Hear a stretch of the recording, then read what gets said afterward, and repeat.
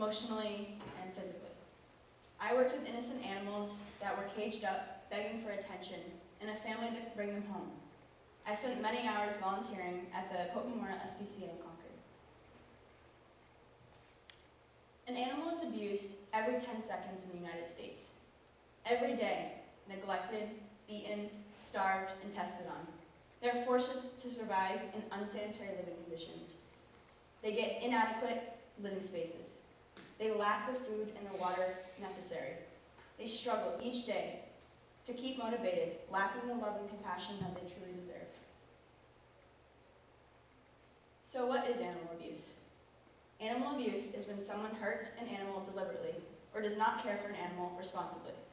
It is against the law to be cruel or harm animals, even your own pets. But yet, we allow zoos and circuses to capture these animals and whip them and beat them and chain them up, taking them away from their parents at such young ages. And what do we do with them? We train them to perform unnatural tricks that they cannot perform out in nature. For what? Purely just human entertainment. So I found this quote by Jonathan Fowler. We will never find peace among people whose hearts find satisfaction in harming living things. So if you think about it, someone who finds pleasure in harming innocent living things is able to go to bed at night and wake up each morning as if nothing happened. So who is next? What is next? Humans. There is studies that show humans that abuse animals show signs to grow into serial killers, in which studies do prove people who become serial killers have once harmed animals in their past. What's the problem? Animal abuse goes undetected. If it was taken seriously, serial killers would not be as high. They would not have such high rates, but they do, and it starts with animal abuse, and that is not taken seriously. So why do people abuse animals? Well, because they neglect them. They fail to care for them properly. They physically abuse them, which is an act of a person involving contact of another person or thing, intended to cause feelings of physical pain, injury, or other physical suffering. They psychologically hurt them by it is a form of abuse characterized by a person subjecting or exposing another to behavior that results in psychological trauma. But why do people do this? There's many excuses. Stress, depression. As a child, they saw their parents do it and they think it's okay. They're angry, they're lonely. The number one leading cause of animal abuse in the United States is due to the sense of control that humans have over the animals. For my project, I volunteered at the SPCA, and I started by, I had to go to a training class, and I had to learn about the different dogs there, because no dog is the same. So they're characterized by dots, a color of a dot.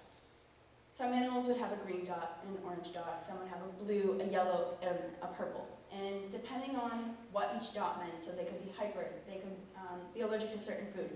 I had to memorize the colorization.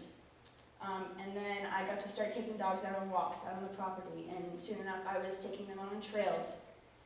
And just seeing the energy and excitement that they got when they saw me come into their cage to take them out and bring them outside of just that small cage was truly amazing. I started off by the walks, and then it led into teaching them proper household manners for dogs, is what we called it in the training.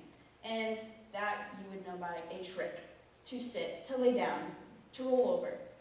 And although that may seem like just fun things to do with a dog, it actually helps them get adopted. I was able to help 2 dogs get adopted in the first 2 weeks I started. They did not know how to go through a tunnel, they did not know how to sit, they did not know how to lay down, they jumped. As soon as food was put in front of them, they just attacked it. And those are all tactics that most people coming in to adopt won't even look at an animal doing that. So being able to teach these animals to sit and to give a paw and to respect their owner in front of them was truly amazing, because I helped them get adopted, and that was one of my biggest goals. I also got to play with them and exercise them, and that seems like it's fun, but it was actually really tiring. A couple times I went there for 2 hours straight, and you can't just leave a dog unattended. They'll rip up toys, they'll go to the bathroom in the corner, they'll go crazy. So for that 2 hours I was there and I was working with these animals one-on-one, giving them that special attention and compassion that they don't get on a regular basis. I also got to work with a group of campers. That was not a part of my project, but it just kind of happened. It was unexpected. I showed up to volunteer and they said, oh, here's 25 campers. Go teach them how to play with dogs. Go teach them how to take care of them and handle them appropriately. And that was really hard for me to do, but I was able to do it. And it was really cool because 2 of the kids that I babysit were there, and one of them has a learning disability. And the way he was able to just listen to me and take my techniques that I taught him, and he performed them. And the camp counselor was like, what are you doing? He doesn't listen to us. Why is he listening to you? So that was really cool for me to be able to not only teach an animal what to do, but also to teach a human how to handle an animal. Lastly, just the techniques that I learned at the training, to be able to see the dogs, incorporate them, and when an owner would come in to look at them, most dogs would react differently. Some would do the complete opposite, even though they do know how to sit, because they don't know how to react to a stranger. But it was amazing that the 2 dogs that I trained performed their skills on task when asked, and they were adopted. So I don't know if any of you have ever gone to the new SPCA. It's located on Silk Farm Road. It's brand new. It's about, I think, almost 2 years old now. It's gorgeous. It's new, up to date, high tech, but it's still a shelter. And although it has caring and loving employees, a caring community that donates bi-weekly, and over 150 volunteers, it's still a shelter.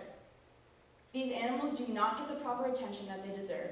They do not get a proper living space because there's so many of them there. The SPCA can only handle so much space per animal.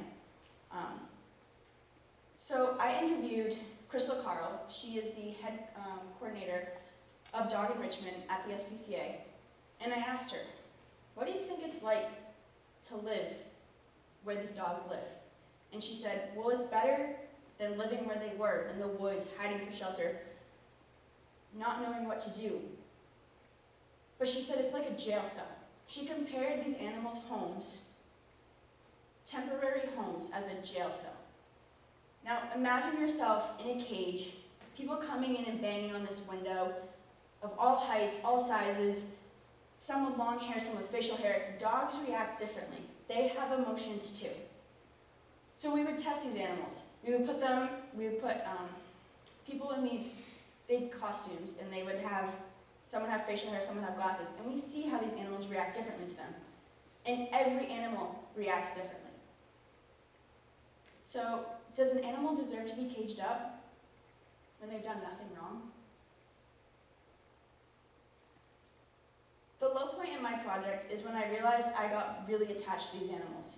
The 2 animals that in this picture I worked with, and they both were adopted. The one in the middle had been at the shelter for over a year, and the one on both sides had only been there for about a month. But I got very, very attached to these dogs. I would come in, and you can walk whatever one you want as long as you have the certain certification for that color. You can play with whatever one you want, and I always went right to these 2.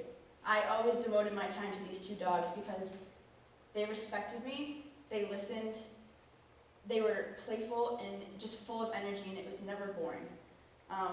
But realizing that I couldn't save every single animal in that shelter was devastating, because that's what I thought my project was.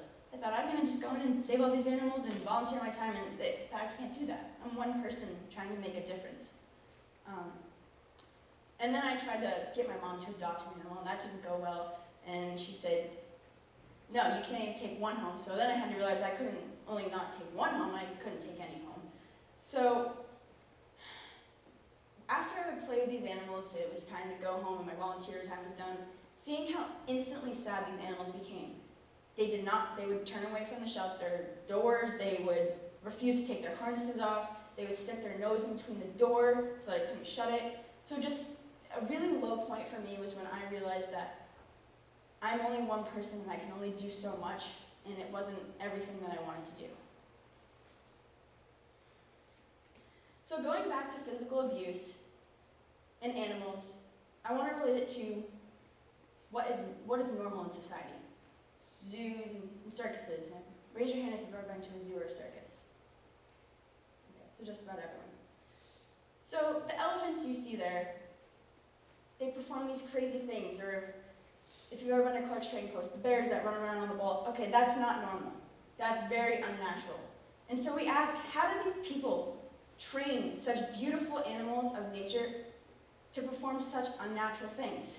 Well, it's very simple. The men and the women behind the scenes, with the ropes, the hooks, the whips, the wooden sticks, a bull hook, they control them with fear. And they're proud of it. I watched a documentary called Apology to Elephants. And one of the trainers in that documentary stated, they know if they see the hook, there's pain to come, and they're waiting for the next meeting. That's why they choose to stay in line. We have that control over them. Now, if you think about that, that's disgusting and horrible. But what's even more disgusting is that we pay them to do that and perform that. We pay them and think that that's okay. So when will we realize that that is not okay? Well, we will realize this when we realize how beautiful and rich Earth once was, once it's all gone.